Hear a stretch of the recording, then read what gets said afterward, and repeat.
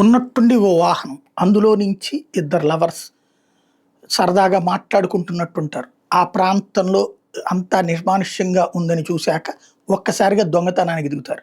ఇళ్లల్లోకెళ్ళి దొంగతనం చేయరు, లేపోతే దారిన పోయే వాళ్ళని చైన్ స్నాచింగ్ చేయరు, జేబులు కొట్టరు, లేపోతే కత్తులు చూపెట్టి కాదు.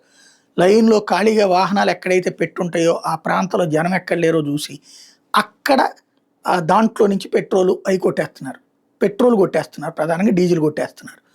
అయి కొట్టేసుకొని తీసుకుపోతున్నారు. ఈళ్ళిద్దరూ ఒకవేళ పబ్లిక్ గనక ఎవరైనా బయటకు వస్తుంటే రొమాన్స్ చేసుకుంటున్నట్టు నటిస్తారు.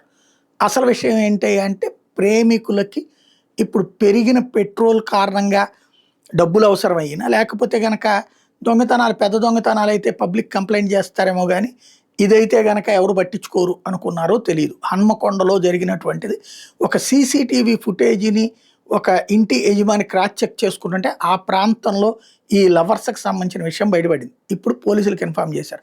పోలీసులు సీరియస్‌గా ఏం చేస్తున్నారు, పెట్రోల్ దొంగలే గదా అనుకుంటారా? లేకపోతే సీరియస్‌గా అరెస్ట్ చేస్తే వీళ్ళు అయ్యయ్యో అని ఏమన్నా మానవతా హృదయం చూపించండి, మేము కేవలం పెట్రోలే గదా!